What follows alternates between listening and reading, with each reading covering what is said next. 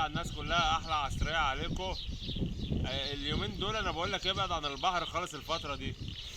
بص اصطاد من الترع، الترع مليانه خير بسم الله ما شاء الله. يعني شوف المره دي انا بصطاد من حته قد ايه، لو خدت بالك صغيره، فاهمني؟ يعني ليه بقى؟ البحر كل اللي بيجي لك بالبحر حتت قد كده اهو، مفيهاش اكل. كل اللي انت تعمله تطلع ترمي شويه تغلى بس في البحر، بالبحر كده وتيجي. زي ما انت شايف اللهم صل على النبي. حتت كلها في الترع، حتت جميله، حتت جميله في الترع اهي. بسم الله ما شاء الله. يعني ايه، ابعد بقى ايه عن البحر اليومين دول.